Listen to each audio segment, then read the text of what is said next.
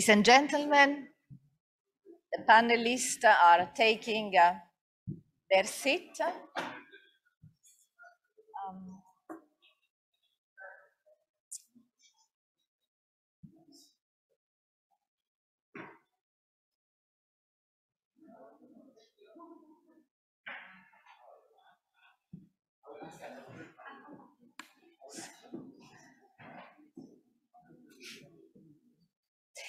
He was here.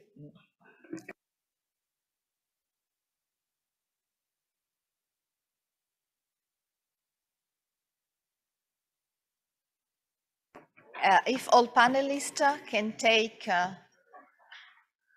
the seat. Thank you so much.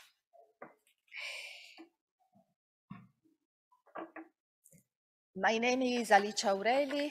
I'm one of the members of the Secretariat of the Intergovernmental Hydrological Programme and the chief of the section on groundwater resources and cooperation in the Division of Water Sciences.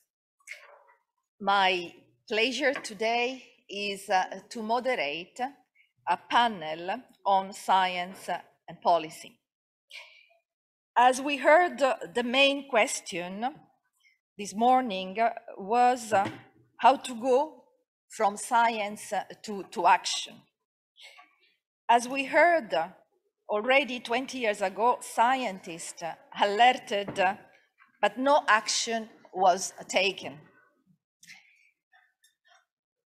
It is a concern of all of us scientists to understand how we can make our science influencing policy. And then I have a pleasure to moderate this panel today, engaging with high-level scientists to answer to some questions, to share ideas that could dig on this topic. The panel is a high-level panel, and I have the pleasure to let you know that we have with us Ms. Akiça Bahari, former Minister of Agriculture, Water Resources and Fishery of Tunisia, Madame Janine Muzau, Policy Officer for International Water Policy and Cooperation from the German Federal Ministry for the Environment, Nature Conservation, BMU, Germany, online with us. András, that doesn't, I think, need any introduction. Mr. Tom Soo, Director of the International Association for Hydro Environment Engineering and Research, IHR. Mr. Eric Tardieu, Secretary General of the International Water Resources Association, IWRA, a Permanent Technical Secretary of the International Network of Basin Organization. Mr. Abderrahmane Issa Himet, Water Quality and Quantity Expert from the Lake Chad Basin Commission, I suppose online. And Mr. Jean-Michel Martinez from the National Research Institute for Sustainable Development, also online. Mr. Olcay Ünver, Professor of the Arizona State University and former Vice Chair of the UN Water. And we have, of course, the honor and the pleasure to have with us His Excellency Mr. Hans-Karel Westerling, Ambassador Extraordinary and Plenipotentiary Permanent Delegate of the Kingdom of Netherlands to UNESCO. And a good friend of the IHP, I would say, Mr. Amr Morsi, Consular and Deputy Permanent Delegates of Egypt to UNESCO. Well, my first question will be for Mr. Eric Tardieu, Mr. Tom Soo, and Mr. Morsi. Let's consider, up to you, what are the key science policy interlinkages to be addressed to contribute to SDGs implementation. Mr. Tardieu, the floor is yours. Merci, Madame la Modératrice. Merci. Thank you very much, Alice, for inviting me and for giving me the floor. So I share the vision and the priority of IAHR, and we've actually been recalled recently with the complexity of interactions between health, ecosystems, energy, agriculture, and many others. And at the heart of this, water management is extremely important.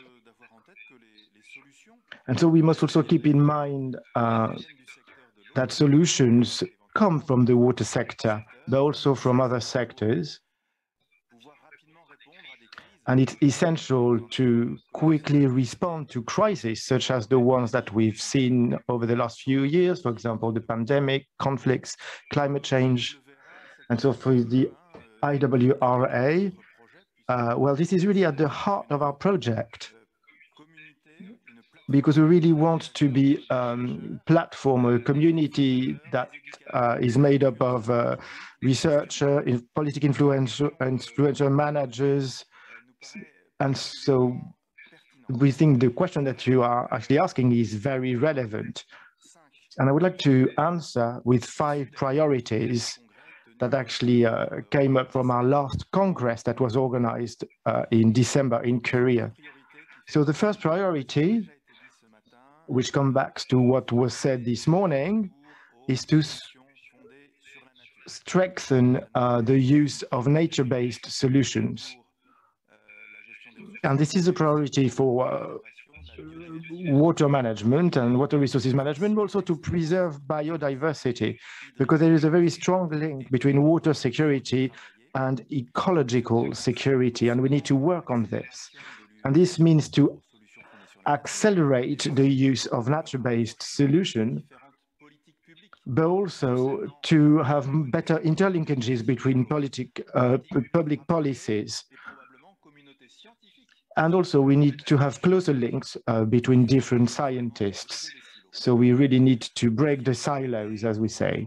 Then the second priority is to improve integrated water resource management for surface water, for lakes, but also for aquifers and groundwater. Shared governance is a very key aspect, and especially for transboundary resources. And we believe that there are very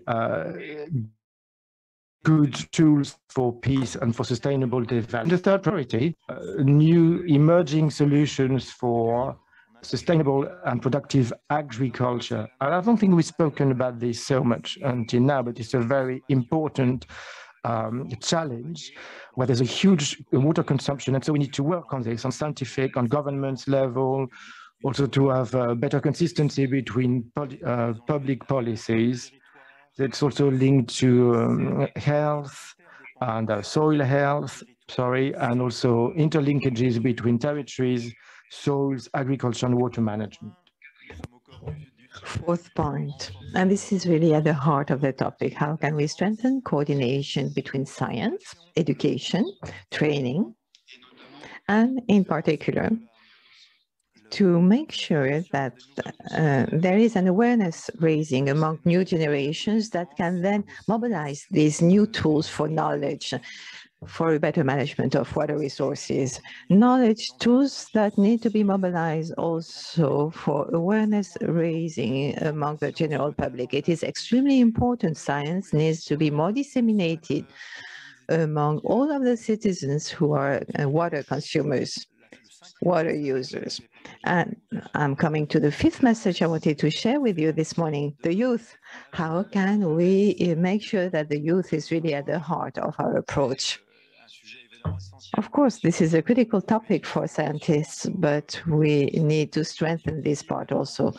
Young scientists that we need to support more, but even beyond young scientists, young users, young water users. How can we make sure, because they will be in charge of ensuring consistency between policies, in charge of developing action programs, how can we make sure that they have ownership on the long-term vision and that they are committed for the implementation of new solutions? So these were the messages that IWRA wanted to share during this side event. Thank you very much. Thank you, Eric. Thank you so much. Of course, online, there are many people following us, many experts. Online by a large number of experts. Definitely, I thank you, Eric, also for keeping in 5 minutes, because of course, unfortunately, we cannot take the floor longer than that. This is the time keeping. Tom, now the same questions, but Eric spoke about transboundary agriculture, youth. What IHR and your experience about these linkages between science and policy can tell us? Thank you, Alicia. Thank you, UNESCO IHP, for organising this session today. Well, the top 3 challenges of today are how to address climate change, how to address increasing demand for water, and how to deal with extreme events.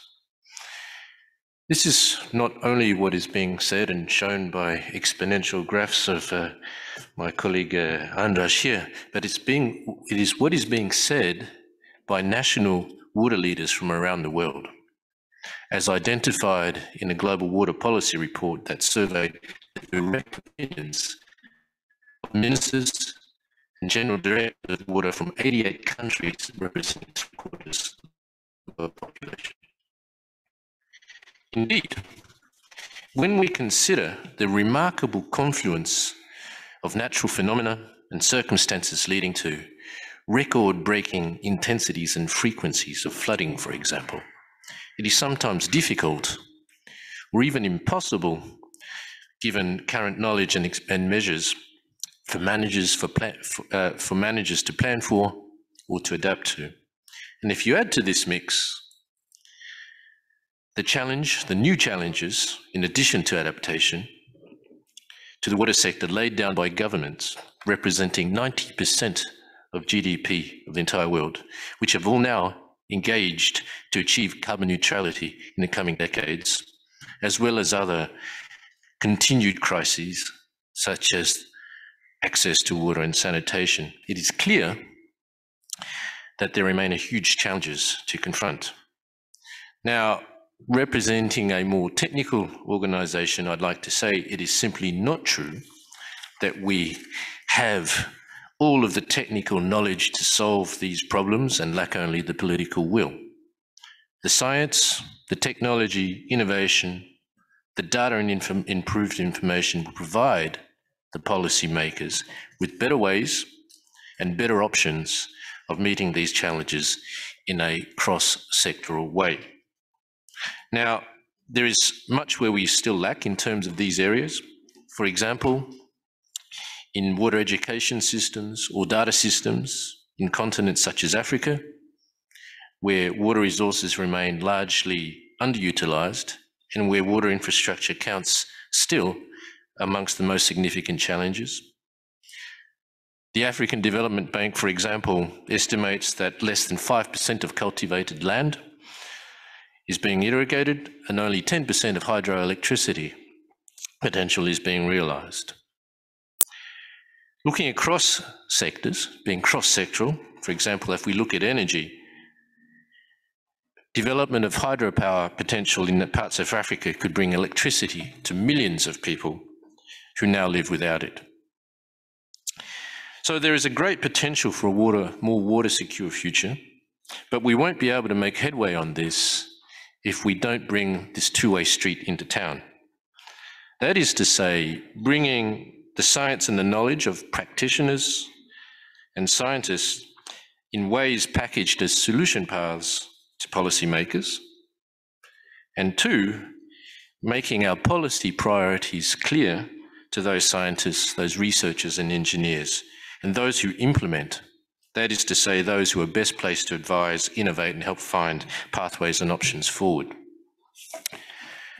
To complement areas of priority such as governance and financing, the key interlinks and major ways forward that IHR believes it can contribute are in areas of capacity building, accelerating knowledge on innovation, technology and infrastructure, advancing in data and information, of course, scientific and technical exchange, but understanding how management options are improved by advances in engineering solutions and technical knowledge. And a small example amongst many is that we are hoping to produce a publication soon on infrastructure design guidelines under climate change, so that countries can better look beyond the normally short time horizons of elected officials and more effectively implement and invest wisely on measures that ensure water security that looks decades into the future. And again, I must stress all of this must be done in a way that is water cycle wide, works across sectors and disciplines. This is where IHR can contribute. We're ready and mobilized to bring our thousands of expert members and institutions to UNESCO's implementation plan and towards the 2023 UN Conference on Water.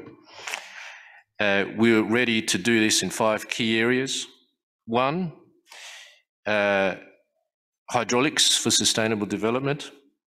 2, global engineering solutions that work in harmony with nature. 3, digital water futures. 4, climate change adaptation and mitigation. And 5, in education, innovation, and capacity building. Moreover, IHR is keen to develop practical means to advance this agenda and is thus looking forward to convening its World Congress from 19 to 24 in June in Granada in Spain this year, where we look to consolidate ways forward, such as capacity building in particular, along with partners such as UNESCO, IHP, our host country, Spain, and potentially other governments on the road to the 2023 UN Conference on Water. So we look forward to cooperating with the many water stakeholders, bridging those gaps between hydrology to hydraulics, from understanding our natural need, the natural phenomena, to implementing solutions. And I would like to put IHR amongst the front line of those who work together to respond to this, and I call upon all of those who are interested to be in touch and work with us on this as well. Thank you, Alicia. Thank you very much, Tom. And again, thank you for keeping 5 minutes. Well, I want to definitely highlight, we do not have enough knowledge, but we do not have enough knowledge on the ground. UNESCO and UNEC are the co-custodian of the indicator 652 on transboundary waters. We are working with 153 countries, and now we have data in our hands that tell us, yes, András, the big science is in our hands. Innovation, we know maybe how to do it. Definitely, we have the tools for doing even better science. But when we go in the field, when we go in the small aquifers at the national level, there are no enough knowledge. And there is no enough knowledge at the local level to influence policy at the local level. Well, the same question to Mr. Morsi, but a special question, because I know that he knows the IHP-8 and the IHP-9 very, very well. So what could be the contribution of this program, talking about water and climate change and the SDGs, in these interlinkages that we are now trying to address?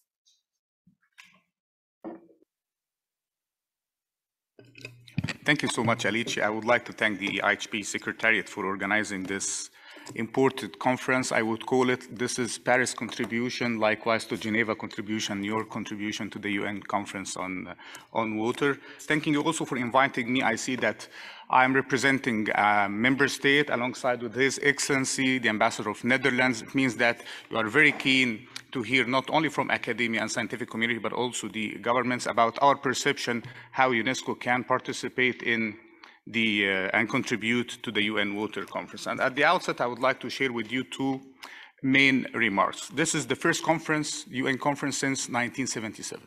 but the situation now is more severe and acute. We are talking about water scarcity, we are talking about climate change, devastating impact on food security. So what we need from this conference is high impact solutions, identifying and addressing gaps, as it was mentioned by several speakers, promote tangible changes, and set a roadmap timeline towards securing water for all. As we all know, we are not on the track. The second point is about the IHP itself, and we at member states, we support and even encourage the participation of the IHP UNESCO in the preparation of this UN conference. We need the scientific knowledge and expertise. We need the technology. We need the capacity building of the IHP in this process.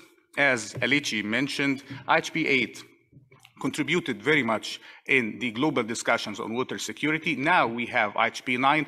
I personally was the rapporteur of the working group of IHP-9, and I know that it's very efficient policy document that can lead UNESCO to play much more and to be more involved, let's say it in that way, in the international discussion. And you have to remember that UNESCO IHP is the only intergovernmental council related to water science in the UN system. So this is very important. We should capitalize on this. Regarding Egypt, as I think you know, Alici and the others, Egypt is very much involved in the preparation of the UN conference next year.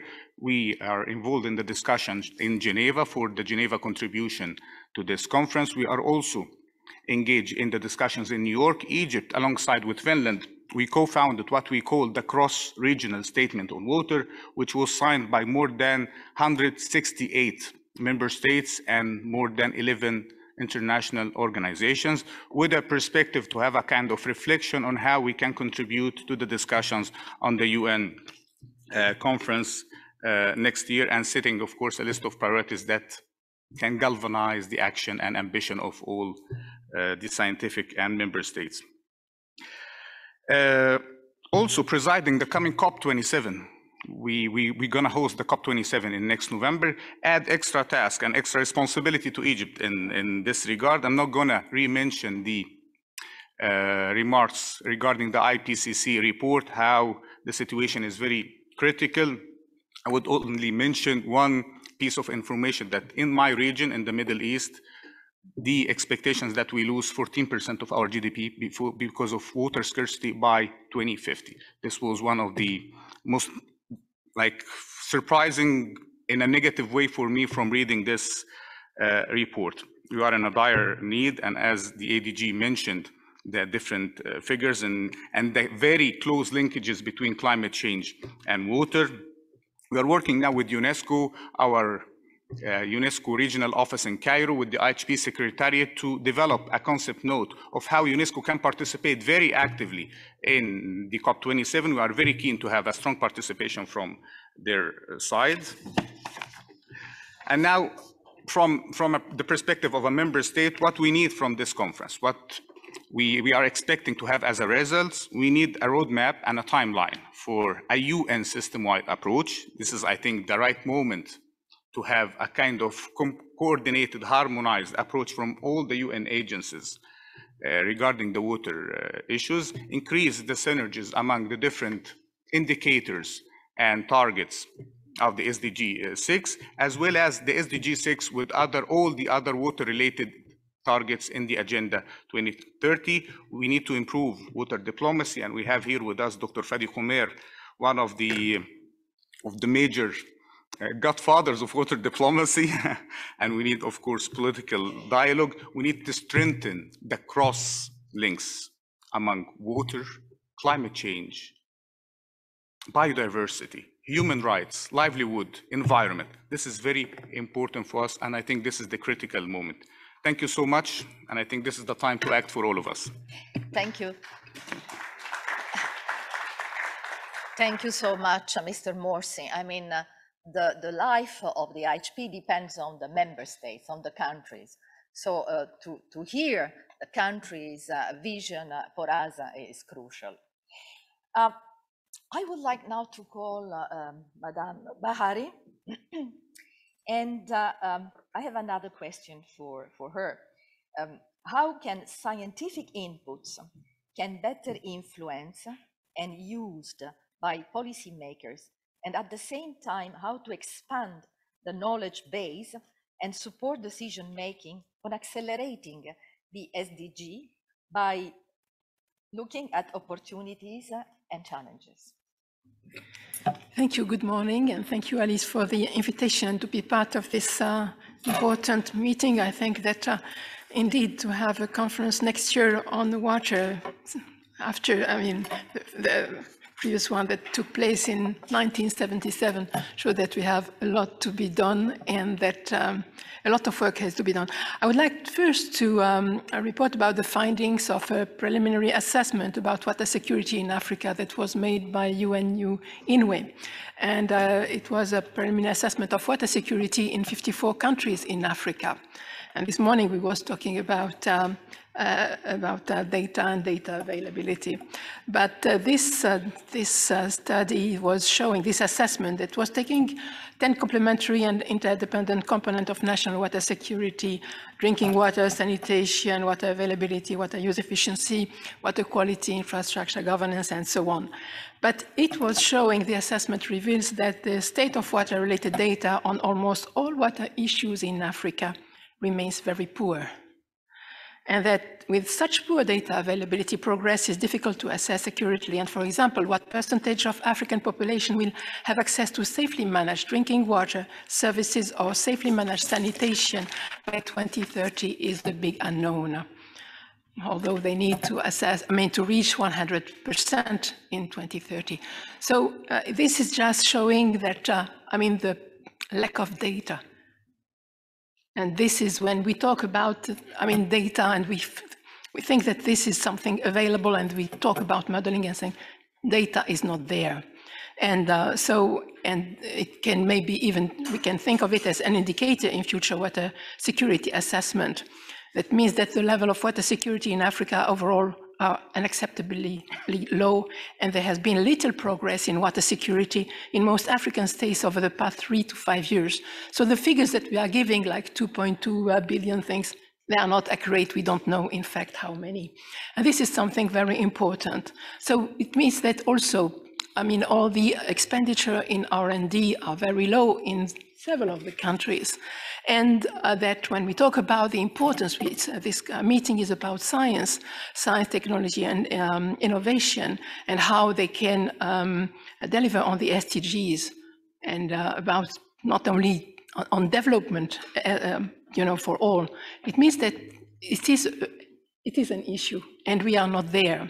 And that scientists and policymakers usually, and in the water sector, they don't talk to each other. There are no bodies. And what was interesting, that when we talk about, we say we need to strengthen the science policy interface. We have seen with COVID how it has been effective. And it is still, and is very interesting. We have seen how IPCC has been doing a very good work. But in fact, in water, it's not the case. It is still missing, and this is the problem. Cet élément est toujours manquant, et nous disons que nous devons renforcer le dialogue et qu'il faut renforcer les partages de connaissances, les échanges, il faut casser les silos. Mais en fait, nous ne sommes guère performants dans le domaine de l'eau. Et la question est de savoir pourquoi. Pourquoi dans d'autres domaines nous avons obtenu des résultats. Nous savons que alors, les spécialistes de l'eau se parlent. Ici, nous sommes entre spécialistes de l'eau et nous sommes en dehors du domaine de l'eau. Donc, comment faire en sorte que l'eau soit l'affaire de tous? Comment tout le monde parle maintenant du réchauffement climatique, tout le monde parle de la santé à cause du Covid, parce que c'est une question de vie ou de mort.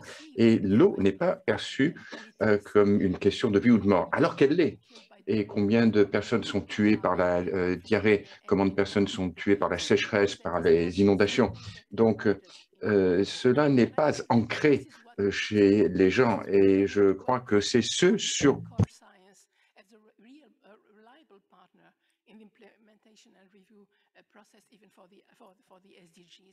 So how to make it, as I said, everybody's business, so it means that some of these voiceless communities that we have to bring in science. Here also, there are very few women, when women are very much in charge of water, usually. The youth are not there. So this is the question when we talk about citizen science. I think that we need, so how to enlarge the community in order to have more inclusive and participatory science. So this is something that we need to work on, I think, how to value water, how, as I said, to make it everybody's business. A lot of things have been changed about nature-based solution, about reusing, but investment also is also missing. So how to co-create? We are talking about co-creation, co-designing, co-producing knowledge. I think this is also by enlarging and having more, to create some platforms for scientists, policymakers, but other the large community of people who are, I mean, I like what was said in the beginning about agriculture. Agriculture is 77, 80% of the water in the world, sometimes 90%. Where are the agriculture people? So how to work on territories and to decompartmentalize, I mean, how to bring some more coherence in the policies, because water, when we talk about centrality, we are the only one to put water at the center. If you ask people about the SDGs, they will not look at the interlinkages, some of the figures looking, I was yesterday looking at some of the figures showing the interlinkages. Water is not at the center. And it is not showing these interlinkages with all the other SDGs. We are the only one, and we have to make it change. Unless we make it change. And this is also something that is missing.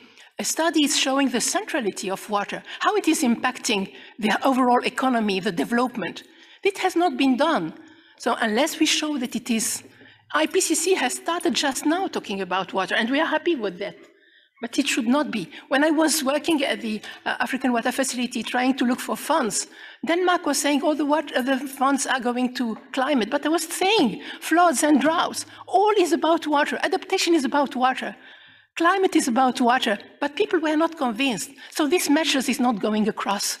So unless we make it happen, we are not going to make really things, I mean, this change. So I think that there is a call for, and when we talk about education, we have to have a new generation, the new water professionals, and it should be going beyond water. So I hope that the conference next year will be beyond water. Should not be only water, but beyond water, and how to really have this centrality of water, the water as a catalyst for sustainable development, water that connects all SDGs, water as a deal maker. How can we make it really happen?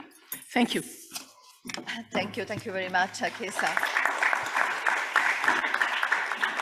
And definitely you say agriculture. Agriculture is groundwater, and groundwater is the place where we have less data and information. And we hope that in COP27, talking about climate change, there will be more groundwater than before in the past years. Well, how science could influence policy making to inspire effective actions. There is a crucial issue in these studies, that is water quality. Surface and groundwater quality is definitely a burning issue. And we have with us Mr. Jean-Michel Martinez, that I have already introduced at the very opening of this panel. He is online, and Mr. Abderrahmane Issa Himet. Mr. Martinez, first you, very briefly, what we can do to make a policymaker more available, more attentive to water quality, what UNESCO can do. Okay. Hello, are you hearing me? Yeah? Can hear you, yes. Okay. We see and you hear you. Nice. So thanks for the invitation for this meeting. So first, I can only agree about the importance of increasing knowledge about water and generally enlarging the community of people using this data for policy making and the education of the youth generation. As you said, well, very much attention has been paid to water quantity this morning, but more generally about floods, dry period. But not enough, we know it. It's had been talked, for example, this morning about water storage in reservoir and groundwater. But we know that we can get much water stored, a large quantity of water, But if this water is of poor quality, you will have strong limitation on its use for agriculture or for drinking water or ecosystem services, for example. So really the issue water quality is rising as it integrates a lot of issues from climate change, energy, agriculture, or groundwater, just as you said. So really a big issue on bringing science and knowledge to public attention. And I think one of the major challenges is on water quality, which has been, there's a large lack of data on water quality, especially in Africa, but I think it's almost everywhere in the world we are lacking information on water quality. So I think one of major challenge we have is to bring this information, this knowledge from science-based knowledge to the public and for different kind of audiences, from policymakers to students and population. I think that innovation, so I got a strong role for this kind of activity. And for example, we are working with UNESCO now on the use of remote sensing, so satellite data for water quality monitoring in different catchments, for example, in Africa, and to bring this information available for everyone. This is, I think, a strong point, is to bring some kind of information on water quality to everyone. For this, we are developing the use of satellite data, which are translated from images to water quality maps for some important parameters about eutrophication, water turbidity, organic content, for example. So we are developing the World Water Quality Portal with UNESCO, which is a start on Lake Chad Basin, and which is now expanded on South America and the river La Plata Basin. And I think that this information, bring this information for public and for policymakers is crucial, because without information, without monitoring, we know we have no robust policy making for the future. So how does it work?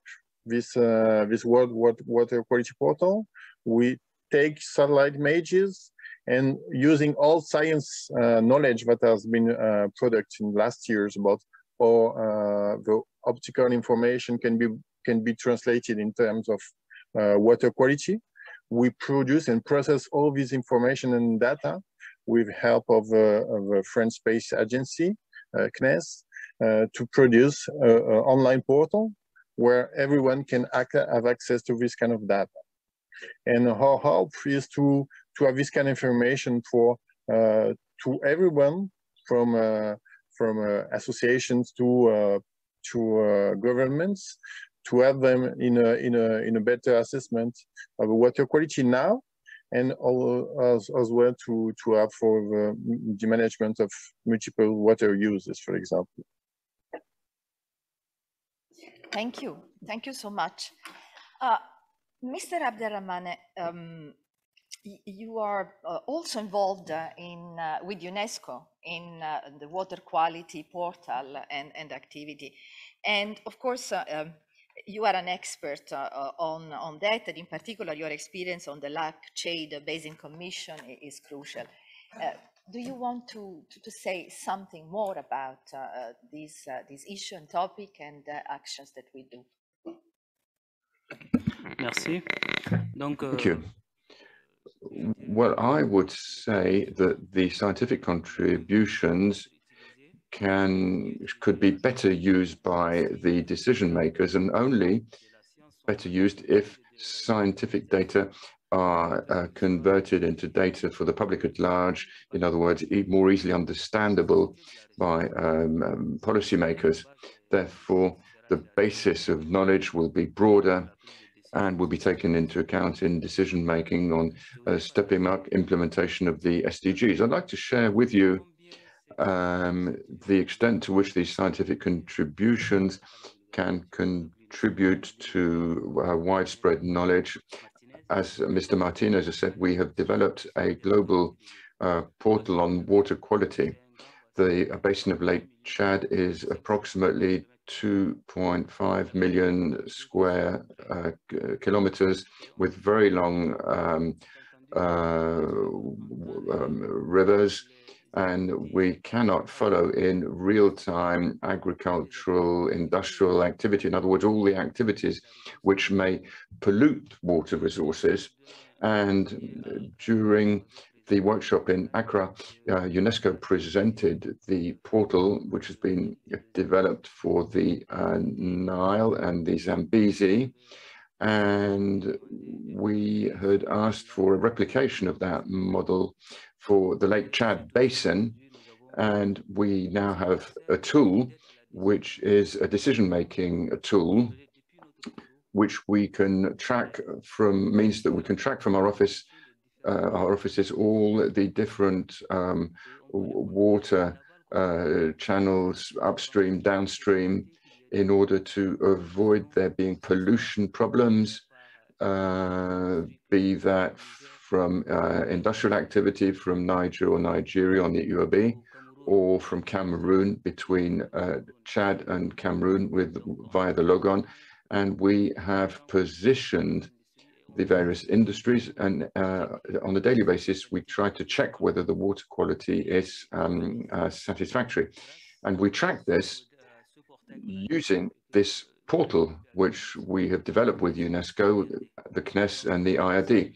So our view is that if only the scientific contributions can be translated into these tools for widespread use, this can really help the decision makers to understand just how much science can contribute to development and protection of water resources. And my view is that this kind of portal should be used in virtually all water basins, cross-border water basins, where there are issues regarding water quality management, in order to avoid also there being problems between states, countries, on who polluted what, where, and when. And this is what can be done, and we really do want UNESCO's experience to be replicated around other basins, water basins around the world, so that we have a water charter and so that water can really contribute to development. Thank you so much. That really goes along with what Madame Bahari was saying. In other words, we have to disseminate very broadly, not only to water experts, but to many, many others, the importance of water data, information on access to water, which is so vital for our own survival and for our economy. The second part of the panel, we have the pleasure of having with us Ambassador Wesseling, the ambassador of the Netherlands to UNESCO. It was His Excellency, Mr. Wesseling, the ambassador of Netherlands to UNESCO, Madame Janine Muzo from BMU from Germany, a great friend of UNESCO, it is Mr. Olcay Ünver. I would say in your CV, if I can take one, Olcay, I will take setting up of the UNESCO World Water Assessment Program, starting the UN World Water Development Report. So, I mean, you know the organization quite well. And then, of course, András. Now, the question to each one of you is, what could be the main science message and contribution from UNESCO IHP to the Water Conference 2023? And you, gentlemen and ladies, and Janine was very much supporting the preparation of IHP-IX. You know the IHP program quite well. And up to your knowledge, what could be the contribution of the organization and the IHP to the conference follow-up? I would like to call, first of all, a lady. If Madame Muzo is with us online. Yes, nice to see you. Nice to see you too, and thank you so much, Alicia, for giving me the floor. First of all, I would like to emphasize that the UN 2023 Water Conference and its comprehensive preparatory process are pivotal for mobilizing relevant stakeholders and create political momentum to accelerate efforts for the achievement of SDG 6 and the water-related goals and targets of the 2030 Agenda. Through the Bonn Water Dialogues, which are an official contribution to the UN 2023 Water Conference, Germany had the opportunity to join forces with UNESCO IHP in organizing a dialogue forum on science and research, as well as regional dialogues, most notably in Latin America and the Caribbean. The outcomes of these joint events were crucial for member states and other relevant actors in formulating the Bonn key messages, which are feeding into the UN 2023 Water Conference and which are already officially supported by 63 UN member states. Now, thinking of the main messages from UNESCO to be sent to the UN 2023 Water Conference, there are several key elements that come into my mind. First of all, I would like to congratulate the IHP Secretariat and the Council for the preparation of IHP-IX. It was truly a great pleasure seeing scientists and policymakers alike collaborate in defining the fields of action of the IHP for the coming 8 years. The IHP-IX is very transdisciplinary, aiming at enhancing knowledge and know-how on water from a cross-sectoral perspective, thus linking water with other relevant fields of development. We just mentioned agriculture, climate, biodiversity, energy, and so on. At the same time, IHP-IX is very inclusive, encouraging, for example, citizen science to complement conventional approaches to knowledge and data generation. The messages that UNESCO should send to the UN 2023 Water Conference should, in my opinion, reflect this cross-sectoral and multi-stakeholder character of the IHP-IX. Second, integrated water resource management is a well-established concept since many decades, as we could also hear from the key speakers at the beginning of the side event. Yet, it is incredibly difficult for practitioners to pass from policies and plans to concrete implementation across sectors and across borders. So I think that the UN 2023 Water Conference requires input that can contribute to promoting effective integrated water resource management, and that acknowledges the importance of ecosystem services and the key role of sustainable water resource management for climate change mitigation and adaptation. Third, the IHP has a leading role in promoting research and data generation on groundwater, as we have also heard today already. As highlighted by the World Water Development Report 2022, sustainable groundwater management is key for restoring and protecting all kinds of terrestrial ecosystems, for responding to the water needs of current and of future generations, and for enhancing climate resilience, especially in water-scarce regions.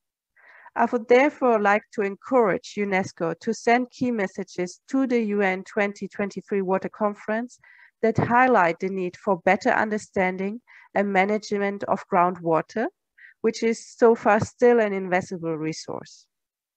Fourth, the IHP has decades of experience in promoting water research and innovation, and in helping to close the data knowledge gap that still persists in the water sector today.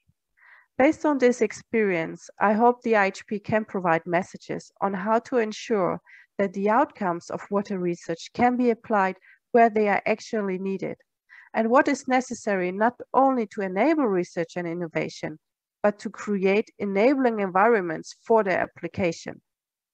Moreover, I encourage UNESCO to deliver messages on how to promote lean and adequate approaches to data generation, particularly in developing countries, and how to generate data that responds to the needs of evidence-based decision-making on water across all sectors and taking into account future scenarios of climate change. Finally, I would like to highlight the pioneering role of UNESCO and UNDESA in establishing the SDG 6 Capacity Development Initiative. This is an important step in filling the global SDG 6 acceleration framework with life. We hope there will be similar initiatives by the UN Water family on the other 4 accelerators as well. Based on the IHP's work and the SDG 6 Capacity Development Initiative, I hope that UNESCO will further provide main messages on capacity development that respond to the particular needs and challenges of cross-sectoral implementation of SDG 6 and the water-related goals and targets of the 2030 Agenda. Thank you very much. Thank you very much, Madame Mazzao. Yeah, definitely the Capacity Development Initiative is giving UNDESA and UNESCO the possibility to be very useful to, I think, to the today's society and development and sustainable development. Why? Because we are coordinating 35 UN agencies that are working with us, so we are not alone. And to listen to you is definitely a pleasure, because we see that countries are ready to support us, as already, for example, Spain has initiated to do.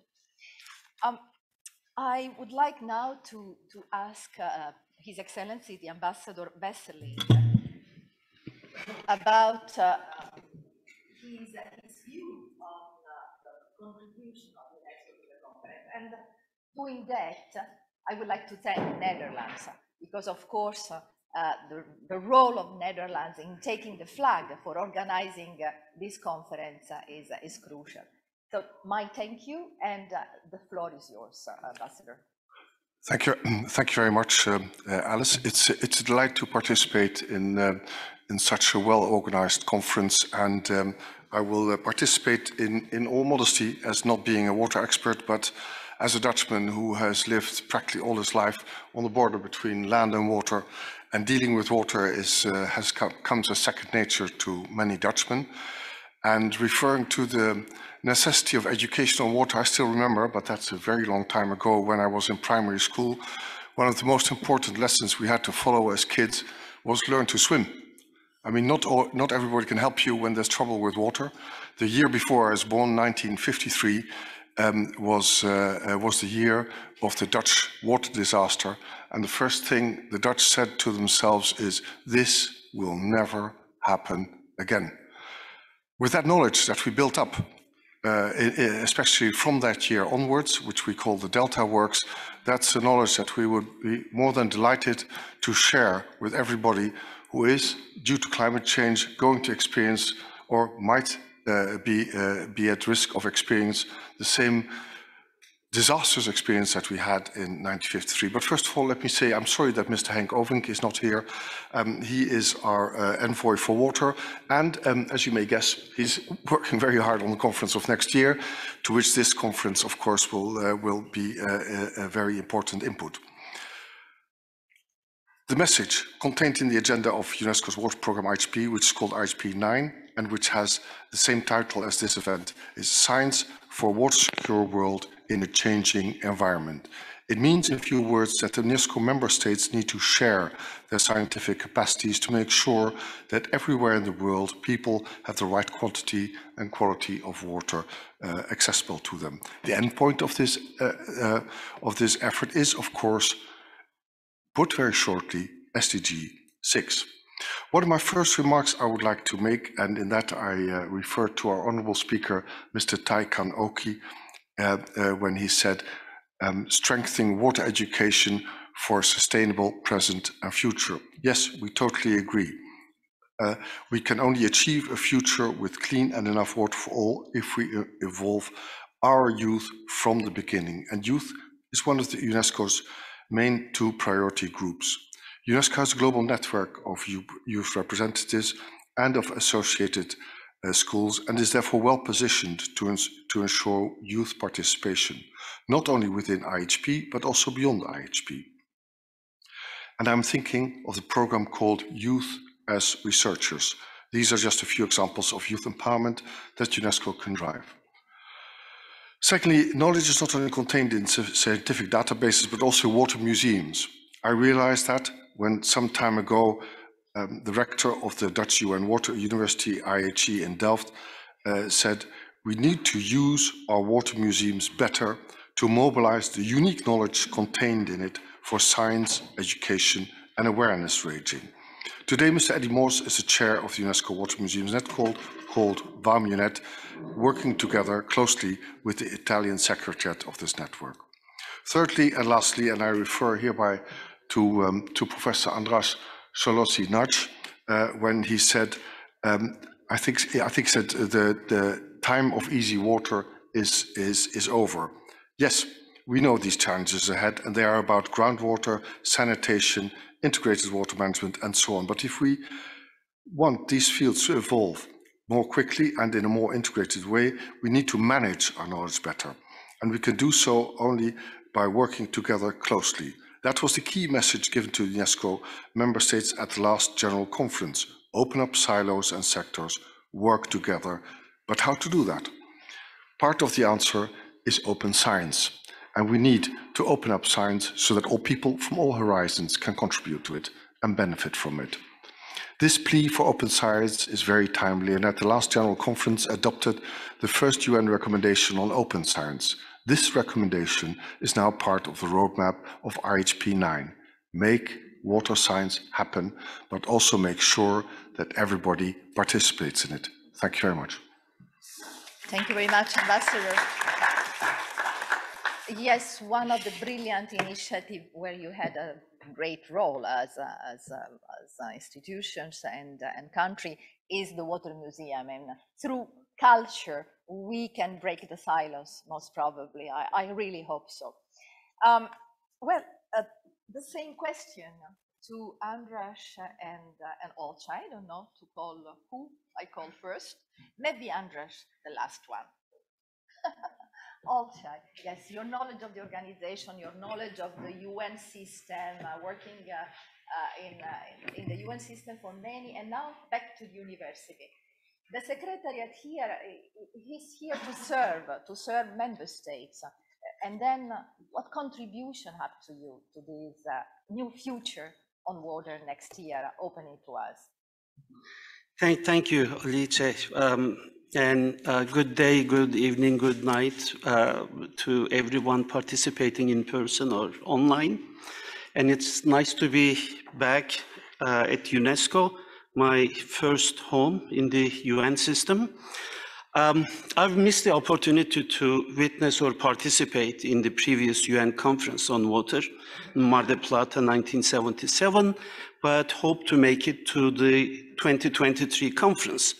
So as an answer to your question, Alice, I did some reverse engineering and put together some UN language in terms of what I would have liked to see in the outcome document of the 2023 conference as influenced by UNESCO. And I chose 6 verbs in the standard UN language and bended a little bit, some of them. So here we go. We, world leaders, governments, leaders of private sector, investors, leaders in civic and philanthropic sectors, and others. 1, recognize that hydrological cycle is indivisible and all its parts are interrelated. And further recognize that our policies and actions in sectors such as health, energy, food, infrastructure, and others impact the availability and quality of water resources directly and indirectly.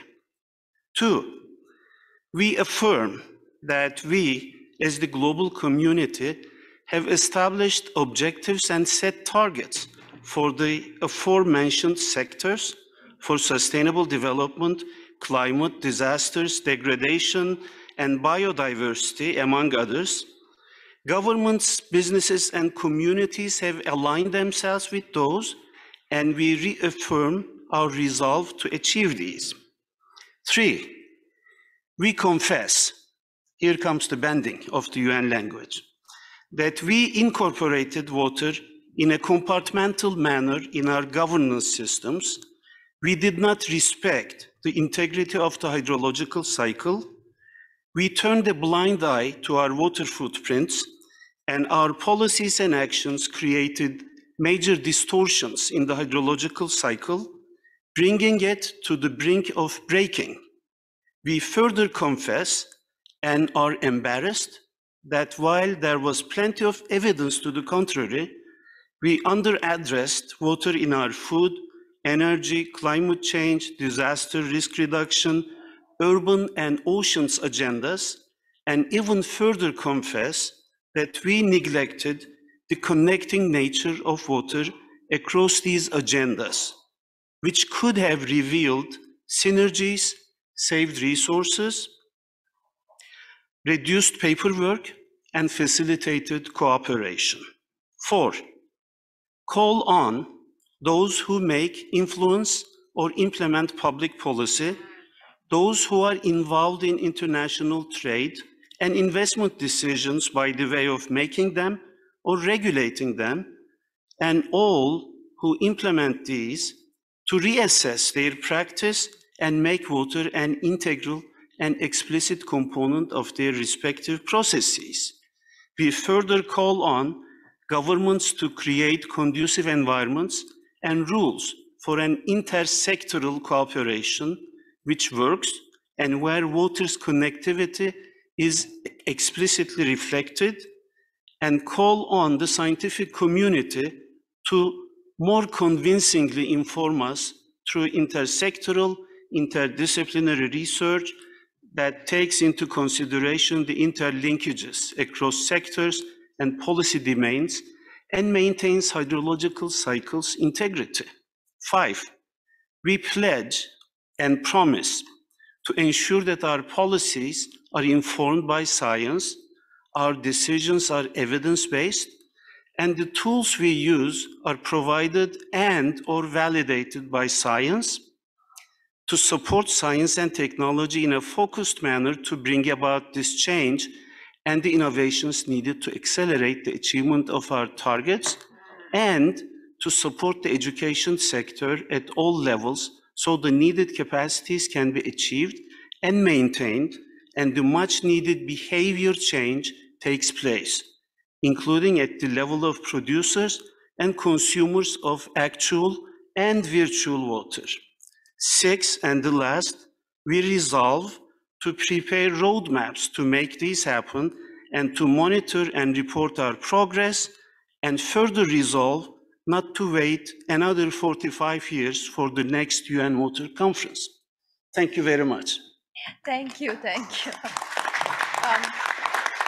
Yeah, I would like to ask all panelists to send us their great intervention. We are taking notes, but we need your interventions for us, for our report. András, the last word is yours.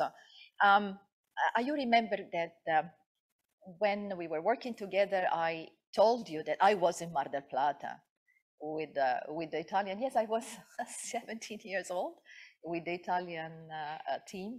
You know, my father was there, and there were almost youth there, but definitely, as Olcay said, 45 years now, the expectation is immense. Your last word. It is indeed immense, because we just couldn't afford to wait yet another 45 years. Mind you, the principal outcome of the Mar del Plata conference is still with us today. That was the conference that adopted and recommended to governments integrated water resources development as a principle, and this is still a major issue these days. Now, one of the questions you asked, what would be the main science messages? Very simple.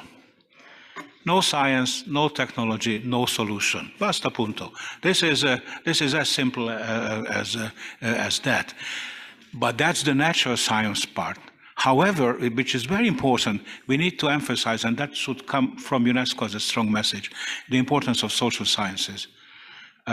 Because sometimes my fellow scientists consider that I'm a traitor, which is basically perhaps right, but I'm saying that 90% of these natural science programs are solved, and it's 10% fine-tuning what is ahead of us, important, and more applications, of course, of the results we had so far. But when it comes to social sciences, 70% of the problems are not yet solved, and that's a problem in going down to the localities and mobilize the power power there. As Akiça has pointed out, the climate change impacts, we mentioned that 80% of them is manifested through water, and yet we were not able to send that message through powerfully enough. One thing what I would like to mention is that there is an NGO called Future Earth, which is a program of ICSU, the International Science Council, and within that there is a program that deals with fresh water, the Sustainable Water Futures Program. We have an office in Brisbane, Australia, and what we are planning now to have is a joint approach by IHP and the Sustainable Water Future Program, where we have just about 3,000 scientists. This is a program that is non-governmental. It basically functions and acts through the academia, through universities. And what we are planning to have is a technical workshop, which goes beyond the policy recommendations that what we are talking about today, somewhere in November. That would then be channeled into the UN Water Conference. One thing, but I think IHP may wish to consider, that's my old language, what I would recommend to do is reinforce the IHP National Committee network, reinforce their position nationally, because otherwise we are not able to close the gap between science and policy. Thank you. Thank you. Thank you very much, András. Well, we are at the end of the panel, and I wish to thank all of you. Really, your interventions are very important for us. The lesson learned, the messages, the keywords, the indication that you have provided. So send this to us, and thank you again to be with us. Thank you.